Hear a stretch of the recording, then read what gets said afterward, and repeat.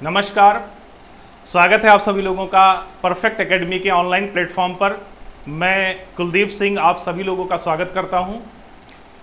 दोस्तों, आज से हम लोग यूपी टेट और उत्तर प्रदेश प्राथमिक शिक्षक भर्ती परीक्षा के मनोविज्ञान के सभी सेगमेंट को, उनके एक एक टॉपिक को कवर करने के लिए, या हम कहें कि उसको समझने के लिए कैसे परीक्षा में अच्छे अंक लाए जाएं, इसके लिए हम लोग इकट्ठा हुए हैं।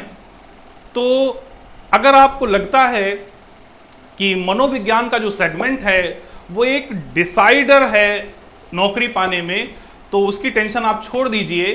और जो भी 30-35 नंबर का मनोविज्ञान का सेक्शन आता है आपकी परीक्षाओं में, उसके लिए मैं आपको सारे वीडियो दूंगा।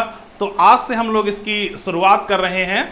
तो सबसे पहले तो मैं आपको थोड़ा सिलेबस के बारे में हम लोग डिस्कस कर लें कि सिलेबस में कौन कौन से टॉपिक हैं, क्या क्या आता है। तो सबसे पहले हम लोग शिक्षक भर्ती परीक्षा के टॉपिक से स्टार्ट करेंगे। यूपी टेट के टॉपिक में बाद में कवर करूंगा, ठीक है।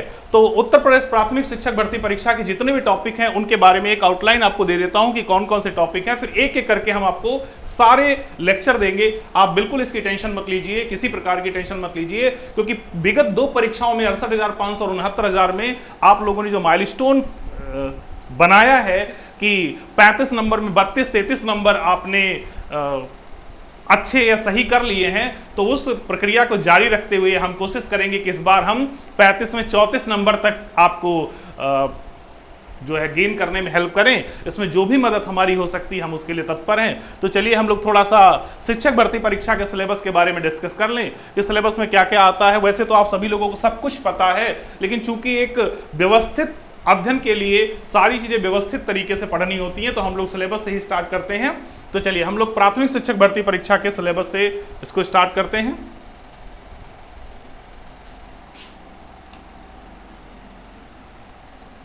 देखिए, जो शिक्षक भर्ती परीक्षा का सिलेबस है वो 4 सेगमेंट हैं जहां से मनोविज्ञान के क्वेश्चन बनते हैं, यानी 4 सेगमेंट हैं। सबसे पहला जो सेगमेंट है वो शिक्षण कौशल का है, और यहां से 10 नंबर का सवाल हमारी परीक्षा में बनते हैं, यानी 10 क्वेश्चन यहां से पूछे जाते हैं शिक्षण कौशल के।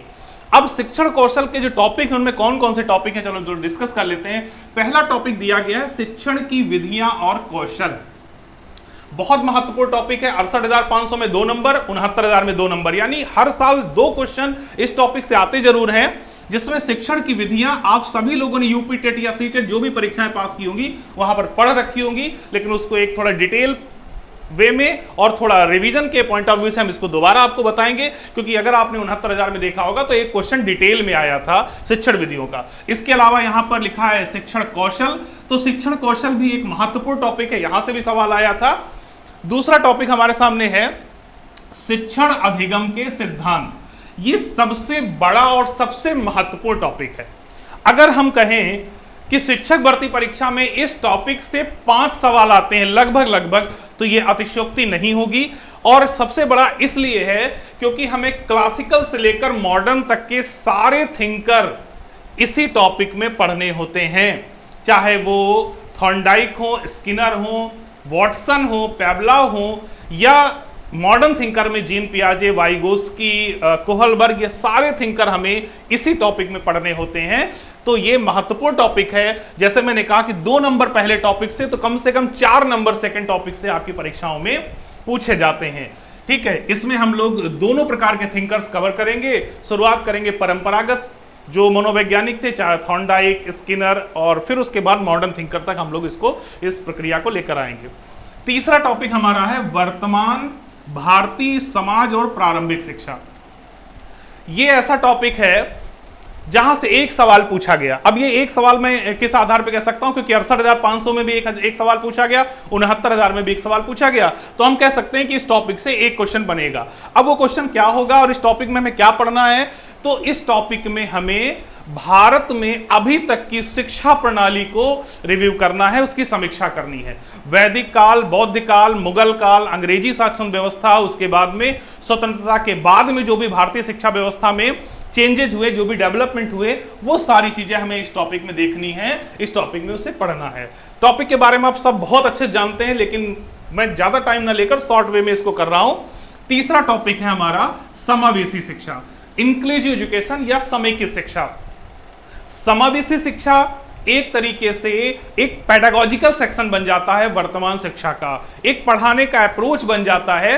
तो हो सकता है इस टॉपिक से सीधे सीधे आपसे क्वेश्चन ना पूछा जाए कि समावेशी शिक्षा कब प्रारंभ हुई, समावेशी शिक्षा क्या है, लेकिन जो एक कॉन्सेप्चुअल क्वेश्चन बनते हैं वो आप तभी सही कर पाओगे जब आपको समावेशी शिक्षा के बारे में बेहतर और सही जानकारी होगी। और मैं एक चीज आपको बता दूं, मनोविज्ञान दो तरीके से पढ़ा जाता है, थ्योरेटिकल और प्रैक्टिकल।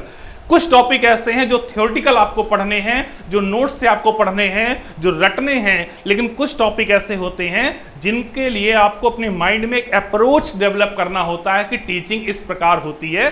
तो समावेशी शिक्षा उसी अप्रोच को बनाते हुए एक महत्वपूर्ण टॉपिक है कि हमें किस प्रकार से शिक्षण को आगे बढ़ाना है, हमारी शिक्षण व्यवस्था कैसी होनी चाहिए, इसको लेकर हम समावेशी शिक्षा के बारे में जानेंगे। हमारा नेक्स्ट टॉपिक है प्रारंभिक शिक्षा के नवीन प्रयास। देखिए यहां से भी एक सवाल पूछा जाएगा। अब इस टॉपिक में हमें क्या पढ़ना होगा, प्रारंभिक शिक्षा के नवीन प्रयास। नवीन का मतलब जो अभी स्वतंत्रता के बाद भारत सरकार या विभिन्न प्रोग्राम्स, जो भी कमेटी, उन्होंने जो भी प्रोग्राम चलाए, चाहे वो ऑपरेशन ब्लैक बोर्ड हो, चाहे पी मोस्ट हो, चाहे एसओपीटी हो, बेसिक शिक्षा परियोजना हो, सर्व शिक्षा अभियान हो, स्कूल चलो अभियान हो, कस्तूरबा गांधी विद्यालय हो, ये सारे कंटेंट हमें प्रारंभिक शिक्षा के नवीन प्रयास के अंतर्गत पढ़ने हैं। और ये भी फैक्चुअल टॉपिक होगा जहां से आपको सिर्फ दो चीजें रटनी होंगी, वो योजना किस ईयर में आई और उस योजना का उद्देश्य क्या था। छोटा टॉपिक है, 1 नंबर आपको देकर जाएगा, फैक्चुअल है, बहुत ज्यादा कॉन्सेप्ट इसमें नहीं है। इसके बाद नेक्स्ट टॉपिक है शैक्षिक मूल्यांकन और मापन।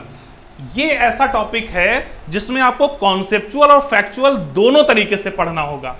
यानी कि शैक्षिक मूल्यांकन क्या होता है, शैक्षिक मापन क्या होता है, मापन के तरीके कौन कौन से, मापन की स्केल कौन कौन सी हैं। और अगर आपको याद होगा तो 69,000 में इससे एक सवाल पूछा गया था स्केल को लेकर, ठीक है, जो स्केल होती है, जो मापनी होती है, वहां से सवाल पूछा गया था। तो आपको शैक्षिक मूल्यांकन और मापन के टॉपिक को पढ़ना होगा। इसके बाद एक छोटा सा टॉपिक है आरंभिक पठन कौशल।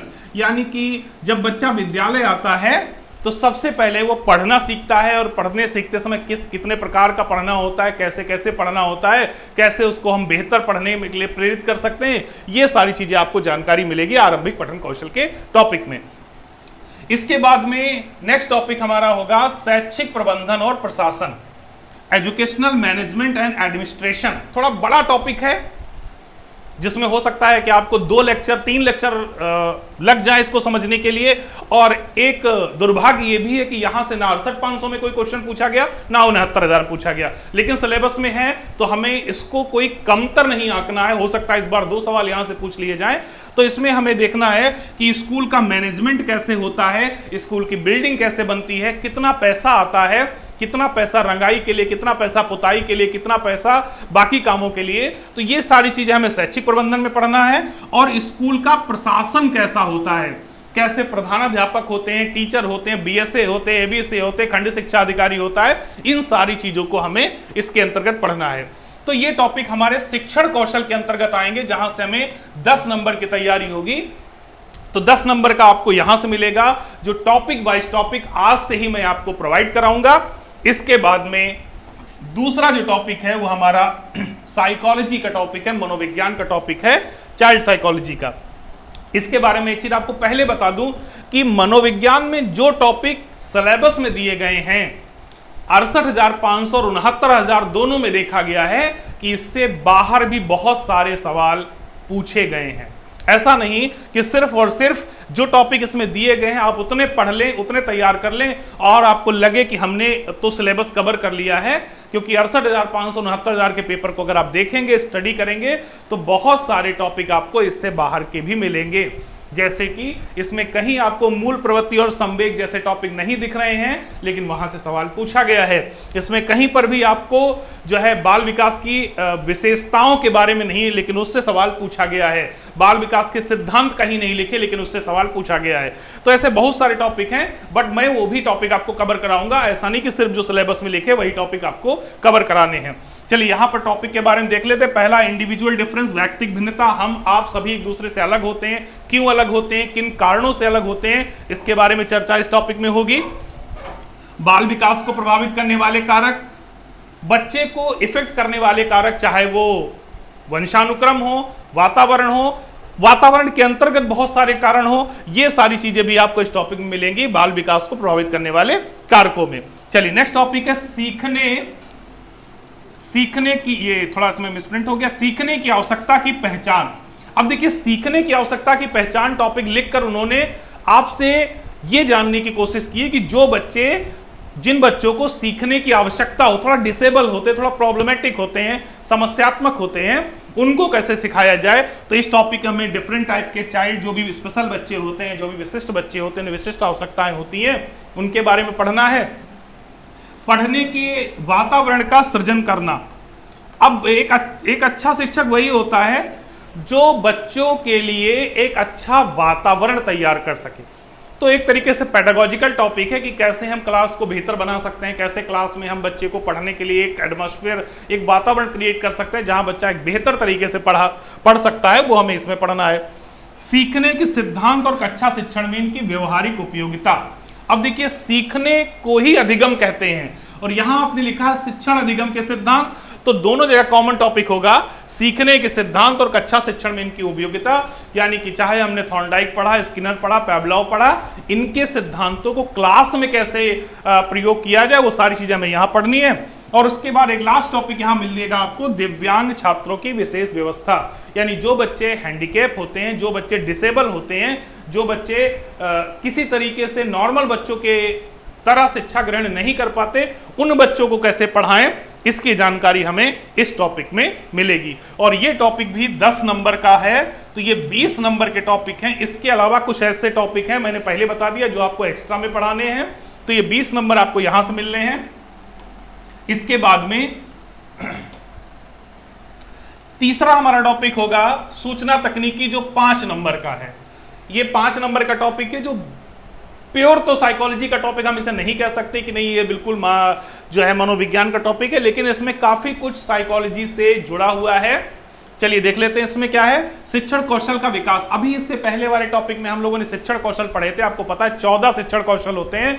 उन शिक्षण कौशलों का विकास कैसे किया जाता है, तो आपको पता है कि शिक्षण कौशलों का विकास करने के लिए हमें माइक्रो टीचिंग करनी होती है। तो चाहे तो शिक्षण कौशल का विकास हम यहां पर इस टॉपिक को लिखें, या इसको हम माइक्रो टीचिंग कह सकते हैं, सूक्ष्म शिक्षण, एक ही बात है, ठीक है। तो सूक्ष्म शिक्षण के बारे में हमें इसमें पढ़ना है। उसके बाद में कक्षा शिक्षण और विद्यालय प्रबंधन के क्षेत्र में तकनीक, सूचना तकनीक, कंप्यूटर, इंटरनेट आदि का प्रयोग।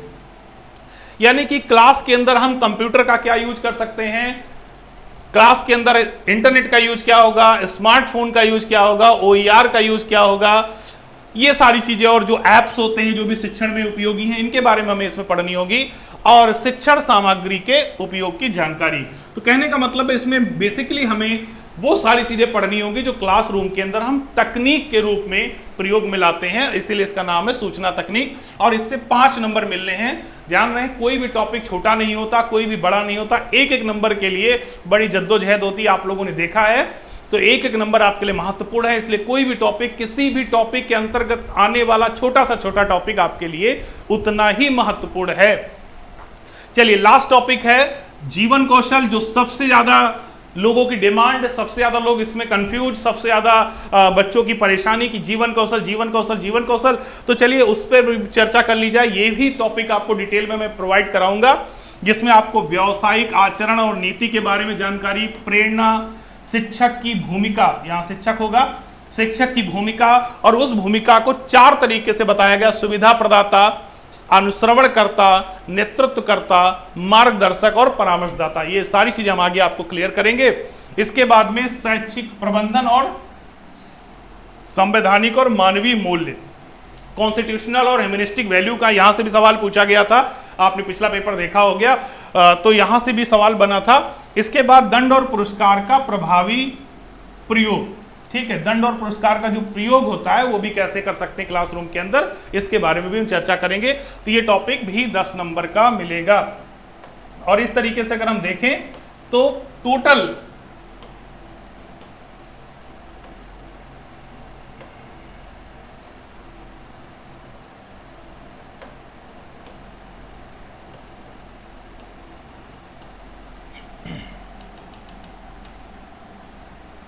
जो टोटल हमारा मनोविज्ञान का पोर्शन होगा वो 35 नंबर का होगा, यानी 35 अंक आपके साइकोलॉजी से रिलेटेड होंगे। तो हम कोशिश यही करेंगे कि इस 35 में कम से कम आप लोग 32 प्लस नंबर लेकर आएं, और ऐसा विश्वास के साथ मैं कह सकता हूं, क्योंकि 68,500 और 69,000 दो बैच मैंने पढ़ाए, और आप लोगों के सहयोग के कारण, आप लोगों के मेहनत के कारण कुछ थोड़ा बहुत हम भी अच्छा कर पाए, और मैक्सिमम बच्चे इस स्कोर को पार कर गए। तमाम बच्चे ऐसे थे जो 35 में 34-35 नंबर लेकर आए। तो ऐसा नहीं है कि अगर आप मेहनत करेंगे तो ये स्कोर लाना थोड़ा मुश्किल है, ऐसा कुछ नहीं है, आप आराम से इसको ले आएंगे। तो चलिए हम आज से शुरुआत करते हैं इस टॉपिक की, और यहां से हम आपको उत्तर प्रदेश प्राथमिक शिक्षक भर्ती परीक्षा, उम्मीद करें 2021 में ही ये परीक्षा हो, इसके मनोविज्ञान की जितने भी टॉपिक हैं, मनोविज्ञान के टोटल टॉपिक मैंने अभी बताया 35 अंक के, इन्हें बहुत अच्छे तरीके से कवर किया जाए, इन्हें अच्छे तरीके से पढ़ा जाए, ताकि हम लोग बेहतर कर सकें और अपने जीवन में आने वाले जो भी परीक्षाएं हैं उनको आसानी से हम क्वालिफाई कर पाएं और रोजगार की तरफ उन्नत हो।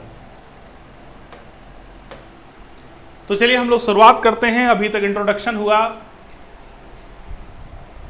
अगर इस सिलेबस को देखा जाए तो इसमें जो महत्वपूर्ण टॉपिक हैं वो 3 या 4 हैं। अगर उन टॉपिक को हम अच्छे से कवर कर लें, अच्छे से उनके क्वेश्चन कर लें, अच्छे से उनको समझ लें, तो हमें नहीं लगता कि आपको किसी प्रकार की समस्या होने वाली है। अभी मैंने आपसे बताया कि मनोविज्ञान को हम 2 तरीके से समझ सकते हैं। पहला, सैद्धांतिक रूप से। सैद्धांतिक रूप से समझने में क्या है कि हमने चीजों को रट लिया, ये सिद्धांत उन्होंने दिया, ये सिद्धांत उन्होंने दिया, ये ऐसा इसलिए होता है, ऐसा इसलिए होता है। तो अगर हम कोई विषय सैद्धांतिक रूप से पढ़ते हैं, अगर हम कोई विषय सैद्धांतिक रूप से पढ़ते हैं, तो उसमें क्या होता है कि हमें किताब और नोट्स की आवश्यकता होती है, कि हमारे पास कोई बुक है, किताब है, हमने उससे उसको पढ़ लिया। लेकिन अगर उसे हम व्यवहारिक रूप से पढ़ना चाहते हैं तो हमें किताबों के अतिरिक्त एक सोच की आवश्यकता होती है, एक थॉट की आवश्यकता होती है कि ऐसा इसलिए होता है। और अभी मैंने आपको बताया कि आपके सामने ये जो 35 नंबर का चैलेंज है, अगर आप इसे आसानी से पार करना चाहते हो तो आपको इस वाले अप्रोच पर बहुत ज्यादा ध्यान नहीं देना, क्योंकि सैद्धांतिक रूप से अगर आप पढ़ेंगे किताबों से, नोट्स से, तो बिल्कुल श्योर है आप 22-23 नंबर ले आएंगे।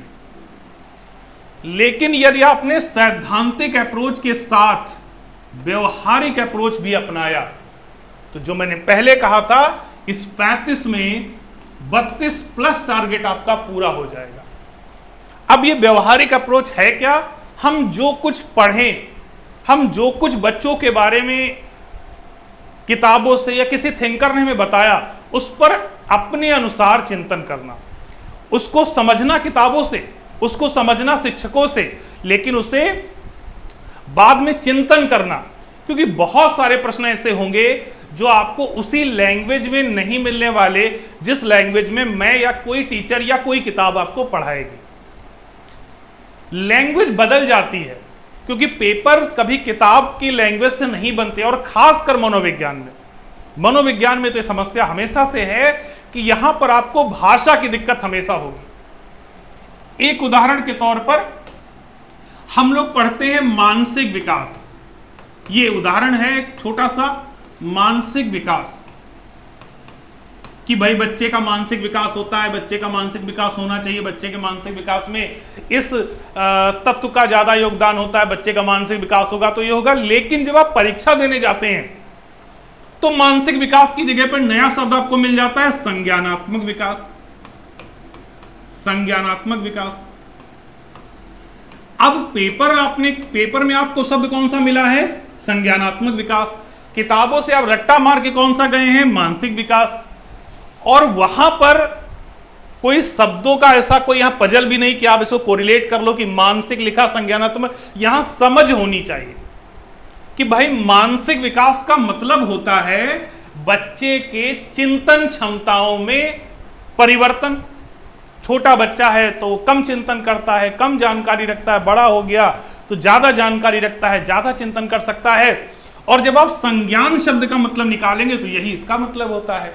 तो कहने का मतलब सिर्फ यहां पर यह है कि सैद्धांतिक पढ़ने के साथ साथ आपको थोड़ा व्यवहारिक भी पढ़ना है। अगर इतना आपने कर लिया तो हमारा टारगेट 32 प्लस कहीं से भी कम नहीं होगा, इसकी हम गारंटी आपको दिलाते हैं। तो ये सारी बातें हुई। अब पहला टॉपिक यहां से स्टार्ट कर रहे हैं क्योंकि ज्यादा समय नहीं लूंगा आपका। सीधा सीधा हम लोग पहले टॉपिक पे आते हैं। जो टॉपिक हम स्टार्ट करने जा रहे हैं ये टॉपिक पूरे सिलेबस में कह सकते हैं मोस्ट इंपॉर्टेंट टॉपिक है। मोस्ट इंपॉर्टेंट टॉपिक पूरे सिलेबस में। यहां से 5 to 8 क्वेश्चन आएंगे, 5 से 8, कम से कम 5 सवाल इस टॉपिक से आने हैं और अधिक से अधिक 8 क्वेश्चन इस टॉपिक से आएंगे। और इस टॉपिक को सभी परीक्षाओं में, आप शिक्षक भर्ती परीक्षा देने जा रहे हैं, आप यूपी टेट, क्योंकि शिक्षक भर्ती से पहले कौन सी परीक्षा होगी? उत्तर प्रदेश शिक्षक पात्रता परीक्षा। यूपी टेट में भी आपको कॉमन टॉपिक मिलेगा। डीएसएसबी, रीट या कोई परीक्षा आप देने जाएंगे तो ये टॉपिक आपको वहां मिलेगा और वहां से सबसे ज्यादा सवाल बनते हैं। और हम अपने टॉपिक की शुरुआत भी इसी सेगमेंट से करेंगे और वो है अधिगम। अधिगम यानी कि लर्निंग।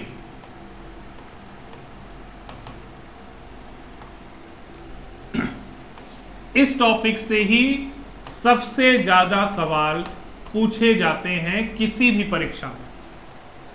अधिगम यानी कि लर्निंग से। बोलचाल की भाषा में हम सभी लोग जानते हैं कि अधिगम का मतलब सीखना होता है। अधिगम का मतलब सीखना होता है। हम सभी लोग जन्म से कुछ नहीं जानते, लेकिन धीरे धीरे हम सभी कुछ सीख लेते हैं। तो क्वेश्चन ये उठता है कि अगर अधिगम को सीखना कहते हैं तो मनोविज्ञान में सीखना शब्द ही क्यों नहीं प्रयोग हुआ? अधिगम शब्द क्यों प्रयोग होता है? क्या अधिगम कुछ एक्स्ट्रा है? तो इसके पीछे एक छोटा सा अंतर है। आप सभी लोग जानते हैं, जो नए यूजर होंगे, नए स्टूडेंट होंगे, वो शायद ये चीज ना जानते हो। चलिए उसको मैं क्लियर करता हूं, क्योंकि एक एक चीज क्लियर करता चलूंगा, ताकि मैंने पहले कहा कि हमारा उद्देश्य सिर्फ और सिर्फ आपका कोर्स कंप्लीट कराना नहीं है, किसी भी परीक्षा में मनोविज्ञान को धुआं धुआं करना है। अधिगम शब्द से जुड़ा हुआ एक और शब्द है अर्जन। अर्जन, इसे एक्विजिशन बोलते हैं।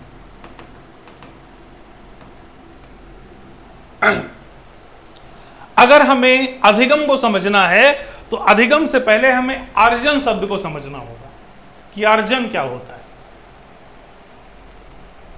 देखिए, हम अपनी लाइफ में जो कुछ सीखते हैं वो दो तरीके से सीखते हैं।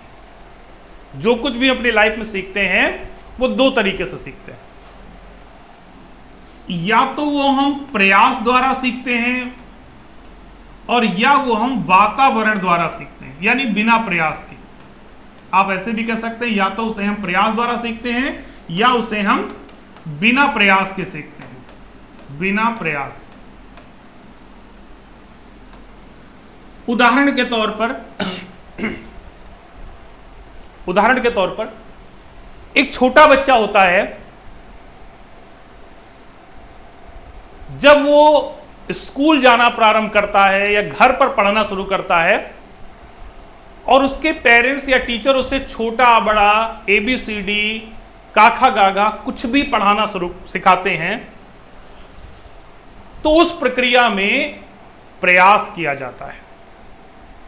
जैसे बच्चे को छोटा बड़ा सिखाया गया, ABCD सिखाई गई, तो उसके लिए बच्चा क्या करता है? प्रयास करता है। पहले टीचर कहते हैं A, तो बच्चा बोलता है A, B, प्रयास हो रहा है यहां पर। तो ऐसा सीखना प्रयासपूर्ण होता है। लेकिन वही बच्चा जब घर में था, उसने बोलना शुरू किया था, तो बोलने के लिए उसने प्रयास नहीं किया था, मम्मी पापा से सुन सुनकर उसने बोलना स्टार्ट कर दिया था। तो बोलना कैसा हो गया? बिना प्रयास के, वातावरण से, मम्मी पापा से, घर परिवार से, या हम कहें भाषा। लेकिन जब वो छोटा बड़ा सीख रहा है, ABCD सीख रहा है, जोड़ घटाना सीख रहा है, तो उसके लिए क्या कर रहा है? वो प्रयास कर रहा है। या और समझिए, जो एग्जाम्पल मैं बार बार देता हूं, कि जब बच्चा कोई गाना गाना सीखता है, कि भाई आपको क्लासिकल गाना गाना है, तो बच्चा कोशिश करता है कि मैं संस्कृत में गाऊं, टीचर और बाकी लोग उसको करेक्ट करते हैं, सुधारते हैं। लेकिन दोस्तों के बीच बैठकर गाली देना बच्चा अपने आप सीख जाता है। गाली देने के लिए कोई करेक्ट नहीं करता कि भैया आज तुमने अच्छी गाली नहीं दी, कल थोड़ा और अच्छे से गाली देना। गाली देना नेचुरली आ जाता है। तो ऐसा सीखना क्या होता है? बिना प्रयास के। जैसे गाली देना या गाली देना एग्जाम्पल के तौर पर आप समझ सकते हैं, भाषा पूरी की पूरी। लेकिन जब वो छोटा बड़ा कंप्यूटर चलाना, गाड़ी चलाना, मोबाइल चलाना, कुछ भी सीखता है, तो उसके लिए प्रयास करता है। तो जब सीखना प्रयासपूर्ण होता है तो उसे हम अधिगम कहते हैं। याद रखिएगा, जब सीखना प्रयासपूर्ण होता है तो उसे क्या कहेंगे? अधिगम कहेंगे। लेकिन जब सीखना वातावरण से होता है, बिना प्रयास से होता है, तो उसे हम एक्विजिशन यानी कि अर्जन के नाम से जानते हैं। वो अर्जित किया जाता है, वो प्रयास नहीं किया जाता। तो सीखना प्रयासपूर्ण होता है, लेकिन अर्जन बिना प्रयास के होता है। बात समझ आई होगी कि जब बच्चा कोई क्रिया प्रयास से सीखता है तो वो क्या हो गया? अधिगम हो गया। लेकिन प्रयास के बिना उसने सीख लिया। मम्मी पापा गाना गा रहे थे, डेली बच्चा बचपन सुनते आ रहा, थोड़ा बड़ा होता वो भी उसी धुन में गाने लगता है। तो ऐसा सीखना क्या होता है? अर्जन। लेकिन एक बच्चा जिसके मम्मी पापा पहले से सिंगर नहीं थे, वो जाता है इंस्टीट्यूट में एडमिशन लेता है और तब वहां पर सारे गा मा पा धा नी से शुरू करता है, तो वो क्या हो जाता है? अधिगम। बचपन में हम लोग मेला जाते हैं, सभी लोग मेला गए होंगे। मेले में हम लोग जो भी देखते हैं और घर आकर कोई हमसे पूछे मेले में आपने क्या देखा, हम लोग बहुत सारी चीजें बता देते हैं कि ये देखा, ये खाया। क्या उसके लिए कोई प्रयास किया गया कि भाई ये याद कर लो, घर में पापा पूछेंगे, ये याद कर लो, घर में मम्मी पूछेंगी? तो ऐसा सीखना क्या होता है? अर्जन होता है। लेकिन जब हम स्कूल गए और स्कूल में जब हमें कुछ सिखाया गया तो अपने आप याद नहीं हुआ, तो उसके लिए हमने क्या किया? प्रयास किया। और जब प्रयास से सीखे तो क्या कहलाया? अधिगम। और बिना प्रयास से सीखे तो क्या कहलाया? अर्जन।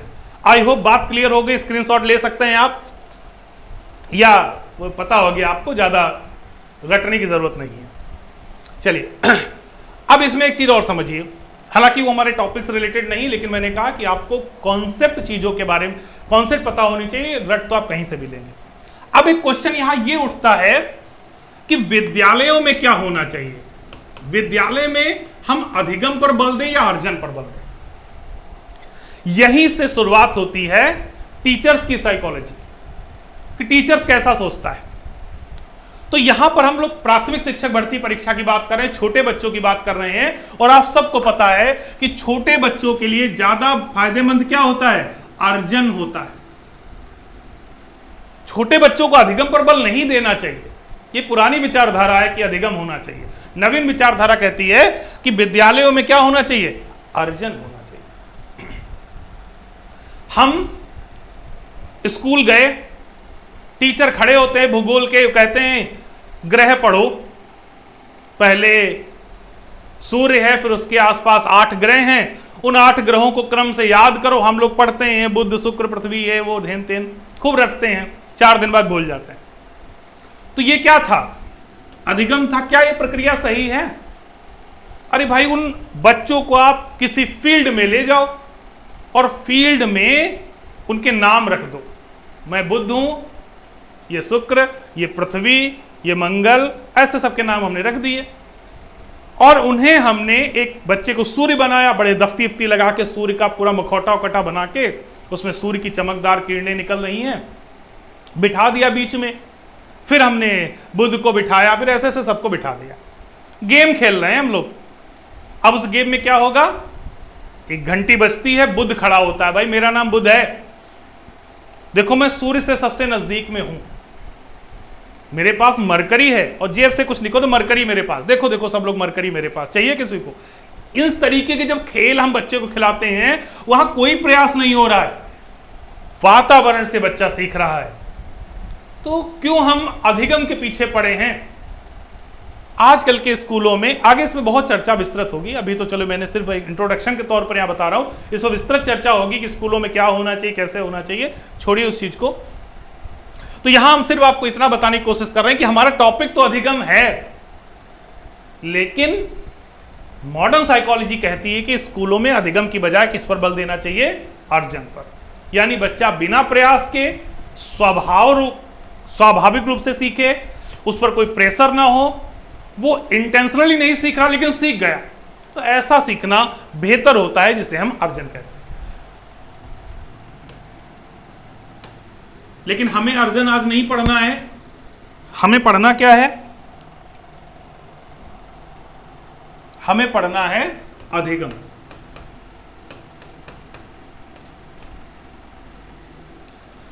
और अधिगम के बारे में पहले हम कुछ चीजें जान लें कि अधिगम कहते किसे हैं, उसके बाद में इसके बारे में हम विस्तृत चर्चा करेंगे। तो अर्जन हम लोगों ने समझ लिया। अर्जन समझने के बाद अगर हम अधिगम को एक लाइन में आपसे कहें कि अधिगम होता क्या है, तो 100 में से 90 किताबों में जो लाइन लिखी होगी अधिगम की, वो गलत लिखी होती है। सब में लिखा होता है कि व्यवहार में होने वाले परिवर्तन को अधिगम कहते हैं। आप 100 किताबें उठाइए बीएड बीटीसी की, आपको 90 में यही लाइन लिखी मिलेगी कि व्यवहार में होने वाले परिवर्तन को अधिगम कहते हैं। आपको यही लाइन लिखी मिलेगी कि व्यवहार में होने वाले परिवर्तन को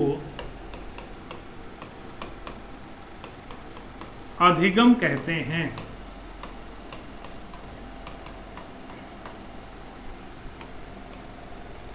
लेकिन ये लाइन अधूरी है। हो सकता है किताबें पहले की हैं, चीजें अपडेट नहीं हुई।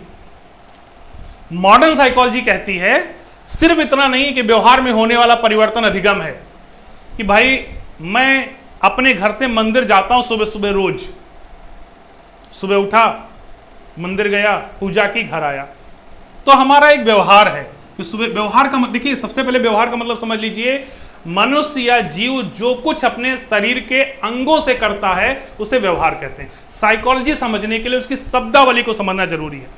अपने जीवन में जो काम हम अपने अंगों से करते हैं उसी को व्यवहार कहते हैं, जो माइंड से करते हैं उसे व्यवहार नहीं कहते।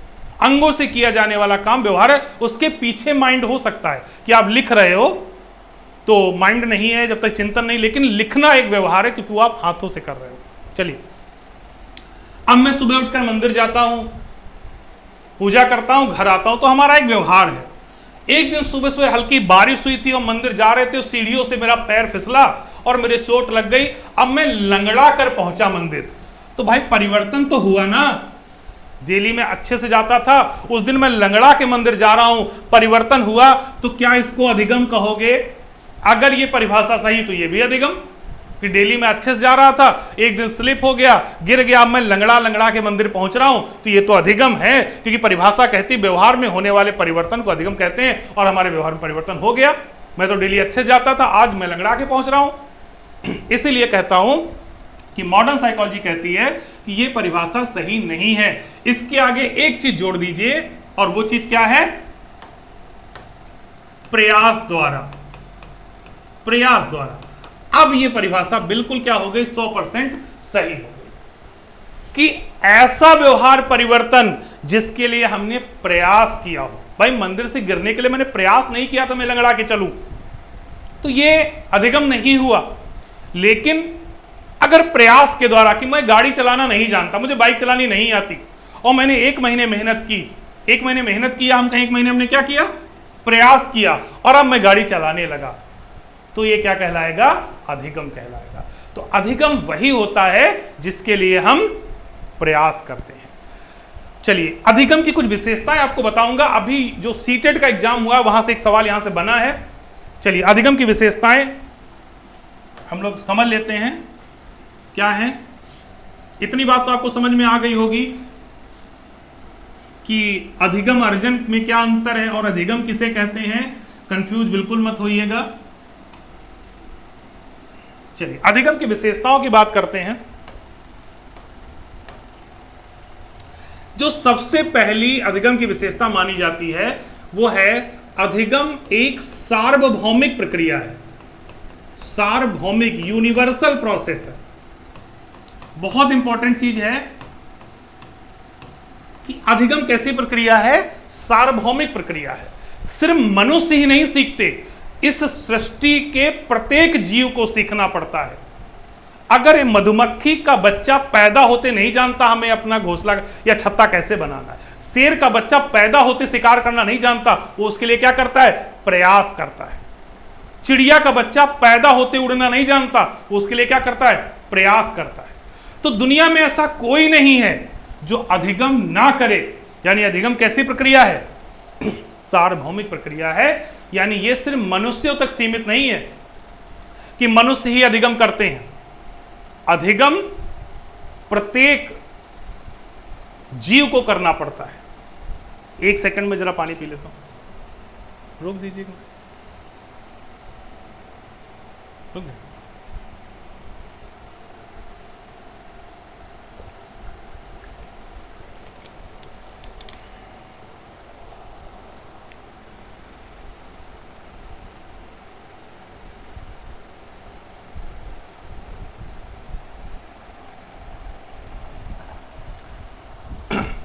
सॉरी, चलिए हम लोग कंटिन्यू करते हैं। तो जैसा मैंने सबसे पहले आपको बताया कि अधिगम कैसी प्रक्रिया है, सार्वभौमिक प्रक्रिया है कि सभी को सीखना पड़ता है। यानी अगर इसको डिटेल में कहें तो मनुष्य एवं प्रत्येक जीव को अधिगम करना पड़ता है।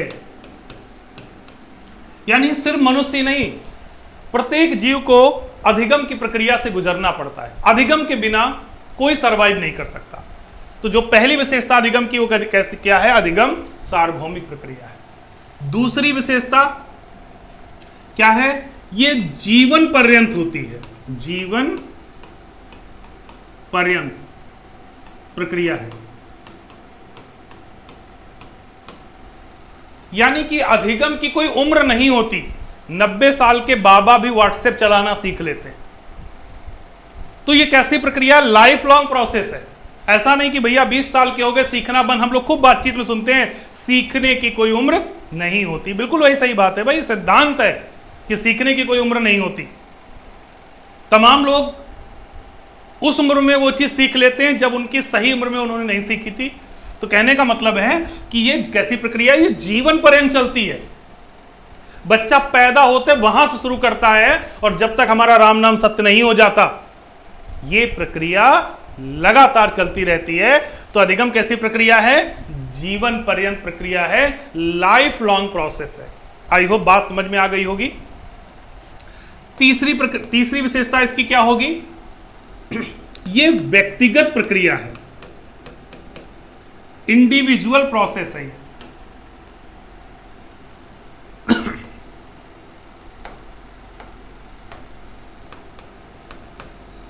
ये कैसी प्रक्रिया है,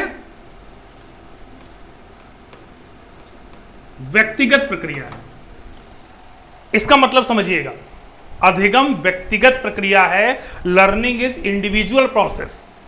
मैं अगर कंप्यूटर चलाना जानता हूं तो मैं किसी को दे नहीं सकता कि भाई हम गाड़ी चलाना सीख लिए, हमारा पूरा परिवार गाड़ी चलाने लगेगा। नहीं, जो प्रयास करेगा परिवर्तन सिर्फ उसी के अंदर आएगा। यानी आप इसका एक्सचेंज नहीं कर सकते, ना किसी को दे सकते हैं और ना किसी से ले सकते हैं। तो ये कैसी प्रक्रिया हो गई? व्यक्तिगत प्रक्रिया हो गई। यानी कि जो व्यक्ति प्रयास करेगा परिवर्तन सिर्फ उसी के व्यवहार में आएगा और दूसरे के व्यवहार में परिवर्तन नहीं आ सकता। इसलिए अधिगम को व्यक्तिगत प्रक्रिया के रूप में जाना जाता है। चौथी विशेषता है कि अधिगम लक्ष्योन्मुखी प्रक्रिया है।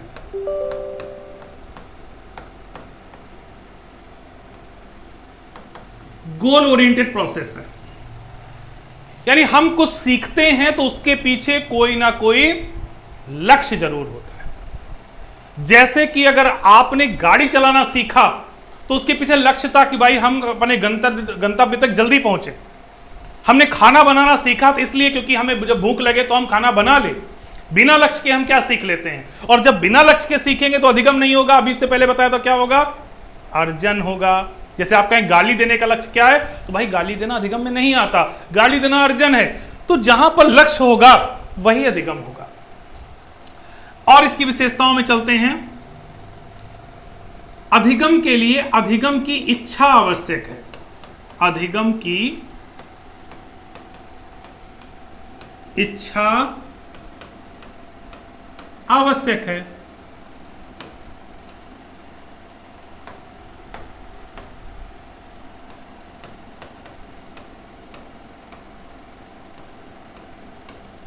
कि भाई अगर किसी का सीखने का मन नहीं है, सीखने की इच्छा नहीं है, उसे कोई नहीं सिखा सकता। आप किसी प्यासे, मैंने पी लिया है, मुझे प्यास नहीं है, अब जबरदस्ती कोई मुझे पानी पिलाए कि नहीं पी लो तो क्या मैं पीऊंगा? तो अगर किसी की अधिगम की इच्छा नहीं है तो उसे सिखाया नहीं जा सकता।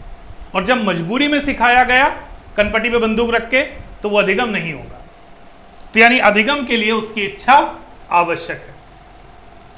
अगली विशेषता आप देखिए यहां से भी सीटेट में सवाल बना था। ये विशेषताओं से सीटेट में सवाल बना था, इसलिए आपको थोड़ा सा अच्छे से इसको समझना है। इसके बाद आते हैं अधिगम स्थायी प्रक्रिया है, परमानेंट प्रोसेस है।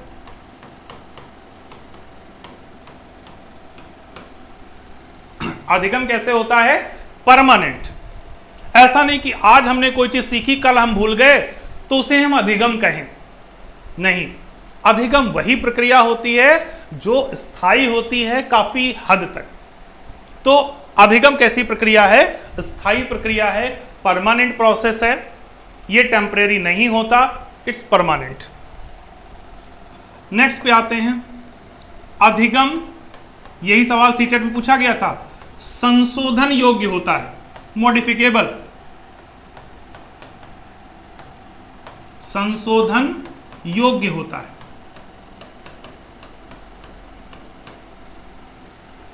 यानी इसमें हम थोड़ा बहुत संशोधन कर सकते हैं कि मान लीजिए आप गाड़ी चला लेते लेकिन बहुत अच्छी नहीं चला पाते, और आपने 1 महीने प्रैक्टिस की, 1 महीने कोशिश की और अब आप बहुत अच्छी चलाने लगे, तो आपने अपने व्यवहार में क्या किया? संशोधन किया, यानी मॉडिफाई कर लिया। तो उसे हम अधिगम कह सकते हैं। बिल्कुल, बच्चा पहले लिखना शुरू करता है तो अच्छे से नहीं लिखता, लेकिन धीरे धीरे वो अच्छा लिखने लगता है। यानी अधिगम कैसी प्रक्रिया है? संशोधन योग्य प्रक्रिया है, इसमें मॉडिफाई किया जा सकता है। नेक्स्ट विशेषता देखिए, अनअधिगम भी अधिगम है। यह भी पूछा गया एक साल किसी परीक्षा में। अनअधिगम भी अधिगम है, यानी अनलर्निंग इज आल्सो लर्निंग। ना सीखना भी सीखना है, ना सीखना भी सीखना है। Unlearning is also learning. Why? कैसे? अनअधिगम यानी ना सीखना भी सीखना है। एक बच्चा है हमारे घर में, वो झूठ नहीं बोलता, चोरी नहीं करता, तो उसने झूठ नहीं बोला, चोरी नहीं की, इसलिए हम क्या कहते हैं, उस बच्चे ने अच्छी आदतें सीख ली। यानी उसने चोरी नहीं की, इसीलिए उसको हमने कहा उसने अच्छी आदतें सीख ली। तो कुछ ना सीखना भी सीखने के बराबर होता है। अगर वो चोरी करता तो मैं क्या कहता, उस बच्चे के अंदर अच्छी आदतें हैं। उसने चोरी करना नहीं सीखा, इसलिए हमने कहा कि उसने अच्छी आदतें सीख ली। तो ना सीखना भी क्या होता है, सीखने के बराबर होता है। चलिए और विशेषताएं एक ही पेज पे लिख रहा हूं ताकि आप स्क्रीनशॉट अगर लें तो आसानी से आपको मिल जाए चीजें। एक चीज तो अभी आप जान चुके हैं कि ये कैसा होता है, प्रयासपूर्ण होता है। प्रयासपूर्ण होता है। अधिगम कैसी प्रक्रिया है, प्रयासपूर्ण प्रक्रिया है, यानी अधिगम के लिए हमें प्रयास करना ही पड़ता है। इसके अलावा अधिगम सामाजिक अनुकूलन स्थापित करता है, सोशल एडॉप्टमेंट, सामाजिक अनुकूलन। यानी अगर जब तक हम कोई चीज सीखते नहीं हैं, मान लो मुझे बोलना नहीं आता, मुझे चलना नहीं आता, मुझे समाज के तौर तरीके नहीं आते, तो मैं समाज में कैसे एडजस्ट होऊंगा। तो एक एडजस्टमेंट प्रोसेस है लर्निंग, इससे सामाजिक अनुकूलन स्थापित होता है, हम समाज में अपने आप को अनुकूलित कर पाते हैं। इसके अलावा अधिगम के लिए प्रेरणा आवश्यक है, मोटिवेशन होना चाहिए। जब तक मोटिवेशन नहीं होता, वो इंटरनल मोटिवेशन हो, वो एक्सटर्नल मोटिवेशन हो, कोई भी हो सकता है, यानी बिना किसी प्रेरणा के हम अधिगम नहीं कर पाते। तो अधिगम के लिए मोटिवेशन का होना आवश्यक है, अधिगम के लिए प्रेरणा का होना आवश्यक है। बिना प्रेरणा के अधिगम संभव नहीं है। एक लास्ट विशेषता और भाई, यहां देखिए अधिगम कैसी प्रक्रिया है, सार्वभौमिक, यानी कि मनुष्य के अलावा सभी जीव, मनुष्य भी और साथ में सभी जीव क्या करते हैं, लर्निंग करते हैं। ये जीवन पर्यंत चलता है, इसकी कोई उम्र नहीं होती।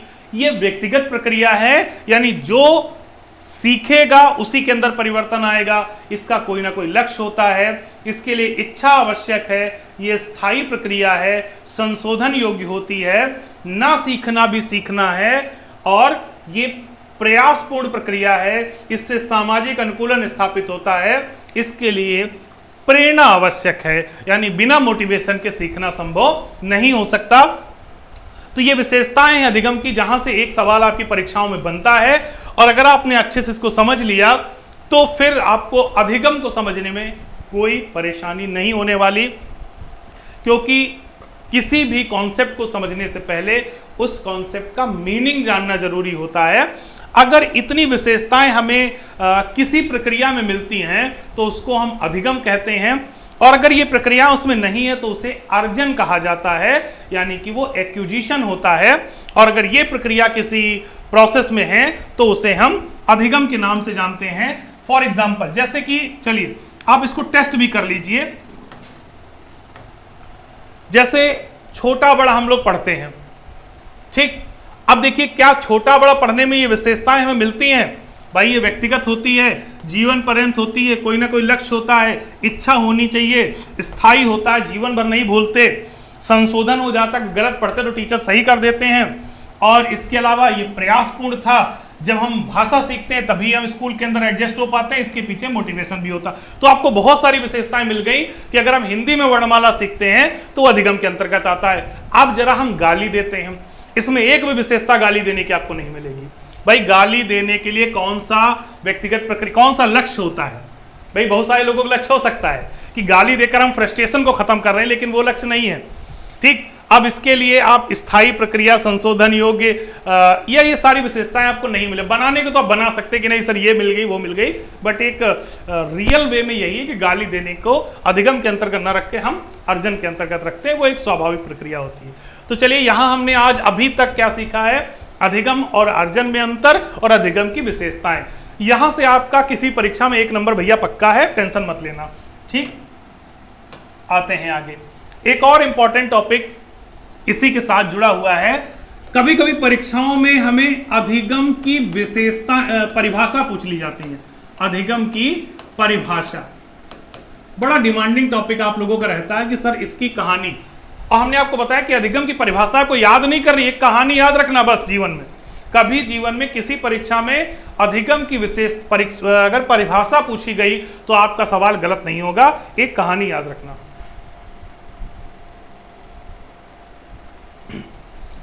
एक कहानी है, उस कहानी में आपको अधिगम की सारी परिभाषाएं मिल जाएंगी और वही परीक्षाओं में पूछी जाती हैं। एक व्यक्ति था, उसने एक घर बनाया। मान लीजिए कोई व्यक्ति है, उसने एक घर बनाया, घर बन गया उसका।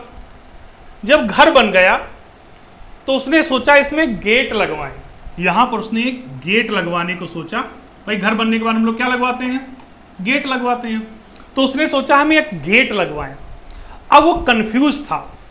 जहां उसने घर बनवाया था उस मोहल्ले में 2 दुकानें थी गेट बनाने की, ये दुकान और एक ये दुकान। 2 शॉप थी गेट की। एक शॉप बहुत न्यू थी जो 15 दिन पहले ओपन हुई थी, यानी ये कैसी शॉप है? नई शॉप है, बिल्कुल नई, 15 दिन पहले खुली है। और ये बहुत अनुभवी मिस्त्री है, 20 सालों से ये काम कर रहा है।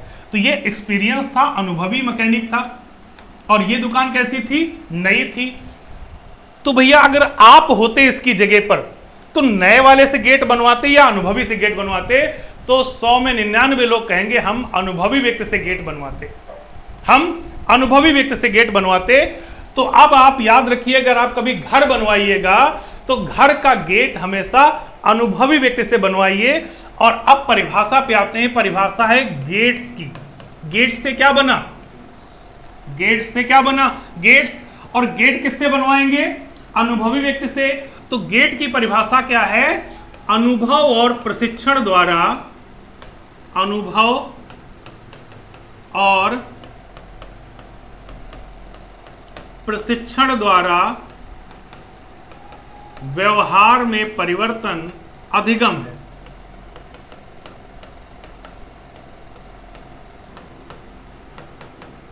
अधिगम है। बस कभी जीवन में परिभाषा मत पढ़िए, मत याद करिए, खाली इतना याद रखिए, अपने घर का गेट किससे बनवाएंगे? अनुभवी और प्रशिक्षित व्यक्ति से। नए वाले से मत बनवा लेना। इतना महंगा घर बनवाया, नया वाला बेकार सा गेट लगा दे, 4 दिन में गिर जाए। तो गेट हमेशा किससे बनवाइए? अनुभवी और प्रशिक्षित व्यक्ति से। ठीक, परिभाषा आपकी तैयार, कोई कंफ्यूजन किसी तरीके का नहीं। ठीक, आपका घर बन गया।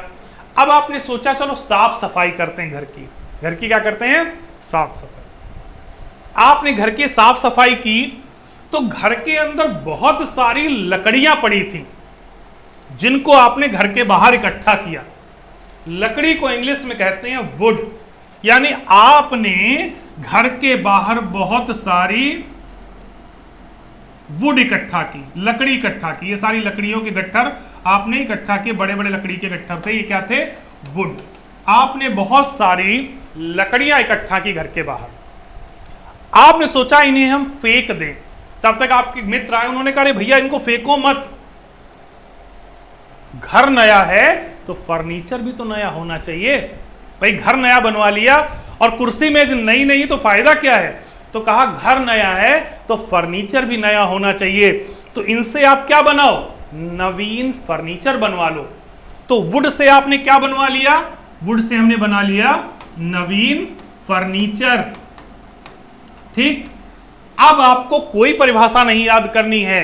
वुडवर्थ की परिभाषा में नवीन शब्द आएगा। परिभाषा क्या है वुडवर्थ की? वुडवर्थ नवीन ज्ञान एवं नवीन प्रक्रियाओं का अर्जन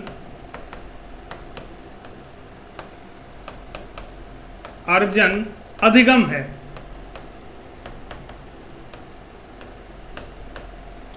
कहां परिभाषा याद करनी है? घर बनवाया, घर का गेट किससे लगवाइएगा? अनुभवी व्यक्ति से।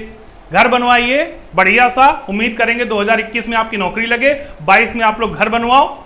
और जब घर बनवाना तो उसका गेट हमेशा अनुभवी व्यक्ति, नए वाले मत लगवा लेना। तो अनुभवी से गेट लगवाइएगा। गेट की परिभाषा में अनुभव प्रशिक्षण आएगा। कोई परिभाषा मत याद करिए। घर के बाहर बहुत सारी वुड रखी थी, आपने वुड से क्या बनवाया? नवीन फर्नीचर बनवाया। कोई परिभाषा नहीं याद करनी है, नवीन फर्नीचर बनवाया। यानी नवीन शब्द किस में आएगा?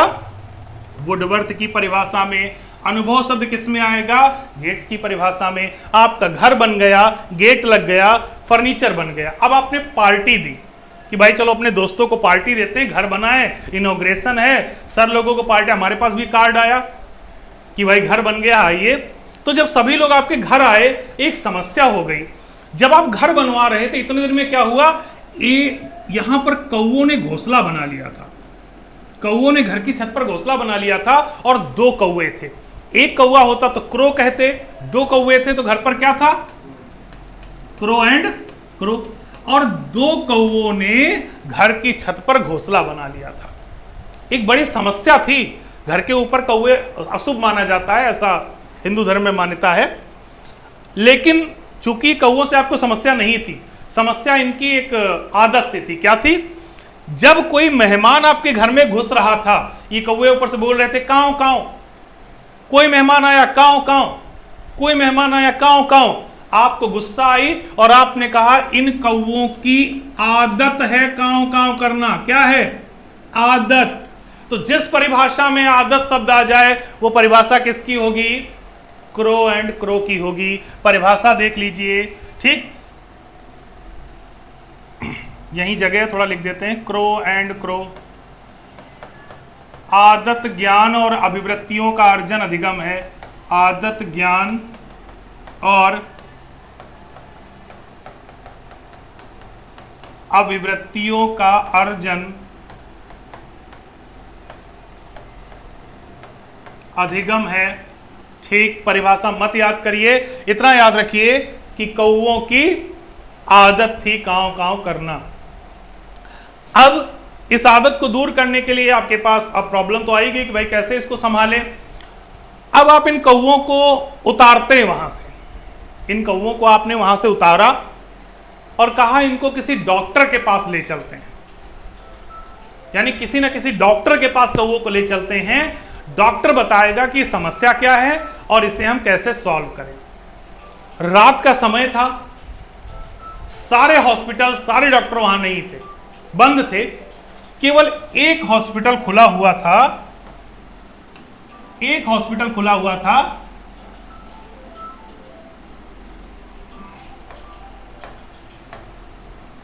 एक हॉस्पिटल यहां पर खुला हुआ था और ये हॉस्पिटल किसका था? ये स्किन केयर का था, यानी स्किन का डॉक्टर यहां पर बैठते थे और स्किन के डॉक्टर थे, इसलिए इसका नाम क्या था? स्किनर। तो यानी कि आप अपने कौवे को लेकर कहां गए? डॉक्टर स्किनर के पास। डॉक्टर स्किनर के पास आप गए, स्किन के डॉक्टर थे इसलिए इनका नाम ही पड़ गया स्किनर।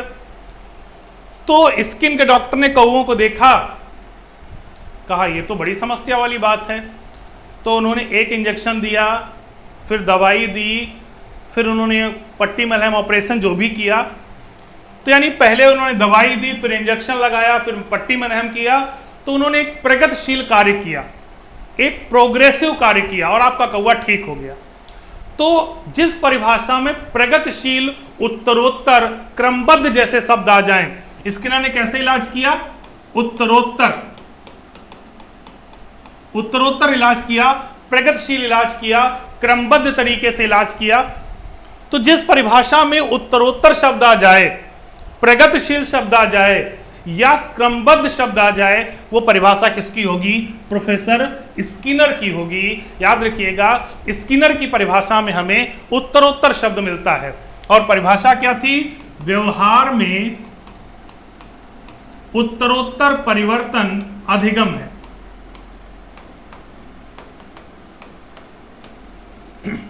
उत्तरोत्तर शब्द आया, परिभाषा स्किनर की होगी। अब आपने, जब आपका कौवा ठीक हो गया, आपका कौवा सही हो गया, अब आपने डॉक्टर से पूछा, डॉक्टर साहब ये बताइए इसको बीमारी क्या थी, समस्या क्या थी? तो डॉक्टर ने कहा भैया आपके जो कौवे हैं इनके गले में फोड़ा निकला था, इनके गले में फोड़ा निकला था और इस बीमारी को गिलफोर्ड कहते हैं। इस बीमारी को क्या कहते हैं? गिलफोर्ड। इनके गले में फोड़ा निकला था और इस बीमारी को कहते हैं गिलफोर्ड। तो किसी के गले में अगर फोड़ा निकले तो आज से आप जान जाइए उस बीमारी का नाम है गिलफोर्ड। तो आपने पूछा बीमारी होती कैसे है? तो डॉक्टर साहब ने कहा कि एक ही व्यवहार बार बार करने से बीमारी होती है। तो भाई जिस परिभाषा में व्यवहार शब्द 2 बार आ जाए, व्यवहार के द्वारा व्यवहार में परिवर्तन, व्यवहार के द्वारा व्यवहार में परिवर्तन अधिगम है, तो यानी वो परिभाषा किसकी है? गिलफोर्ड की है। हो सकता है मैंने 5 परिभाषा आपको बताई, थोड़ा हौच पौच हो गया हो, थोड़ा फिर से हम रिपीट कर देते हैं। अगर परिभाषा गेट्स की है तो कॉमन शब्द क्या होगा? अनुभव एवं प्रशिक्षण। क्यों होगा? क्योंकि गेट हमेशा किससे बनवाएंगे? अनुभवी और प्रशिक्षित व्यक्ति से। अगर परिभाषा वुडवर्थ की होगी तो शब्द होगा नवीन। क्यों होगा? क्योंकि नवीन फर्नीचर हमने बनाया था किससे? Would say. Would say Naveen furniture, gate बना अनुभवी व्यक्ति के द्वारा। तीसरी परिभाषा क्रो एंड क्रो की, कौवे की आदत थी कांव कांव करना, कौवे की आदत थी कांव कांव करना। चौथी परिभाषा स्किनर की, स्किन के डॉक्टर ने इलाज कैसे किया? उत्तरोत्तर। पांचवी परिभाषा गिलफोर्ड की, कौवे को क्या हुआ था? कौवे के गले में फोड़ा था, इस बीमारी को गिलफोर्ड कहते हैं। और यह बीमारी होती है जब एक ही व्यवहार बार बार किया जाए, यानी व्यवहार शब्द जिस परिभाषा में आएगा वो किसकी होगी? गिलफोर्ड की। चूंकि एक ही व्यवहार बार बार किया जाए, इसलिए व्यवहार शब्द जब 2 बार किसी परिभाषा में आ जाए, जैसे अभी आपने देखा गिलफोर्ड की परिभाषा में क्या था? व्यवहार के द्वारा व्यवहार में परिवर्तन। तो जहां 2 बार व्यवहार आ जाए वो परिभाषा किसकी होगी? गिलफोर्ड की होगी। तो ये 5 परिभाषाएं हैं जो आपको याद नहीं करनी है। इस कहानी को याद रखिएगा कि आपने घर बनाया, घर में गेट लगवाया, गेट हमेशा अनुभवी व्यक्ति से लगवाइए, इसलिए गेट्स की परिभाषा में अनुभव आएगा। घर के अंदर बहुत सारी वुड थी, वुड से आपने नवीन फर्नीचर बनवाया, वुडवर्थ की परिभाषा में नवीन मिलेगा। क्रो एंड क्रो की परिभाषा में आदत मिलेगा, क्योंकि घर की छत पर जो 2 कौवे बैठे थे उनकी आदत थी कांव कांव करना। स्किन के डॉक्टर यानी स्किनर ने इलाज उत्तरोत्तर किया, और गले में फोड़े निकलने को गिलफोर्ड कहते हैं। और यह बीमारी तब होती है जब एक ही व्यवहार 2 बार किया जाता है। तो आपकी ये 5 परिभाषाएं तैयार हो गई। तो आज के लेक्चर में हम लोगों ने क्या क्या सीखा? अधिगम किसे कहते हैं, अर्जन किसे कहते हैं, अधिगम की विशेषताएं कौन कौन सी हैं, और अधिगम की परिभाषाएं कौन कौन सी हैं। आई होप 1 से 2 नंबर आपके पहले लेक्चर में तैयार हो गए। सेकेंड लेक्चर में हम लोग मिलेंगे, तब हम आपको अधिगम के अन्य टॉपिक के बारे में बताएंगे। ठीक है, आज के लिए या आज का लेक्चर यहीं तक। अपना ध्यान रखिए। नमस्कार, जय हिंद।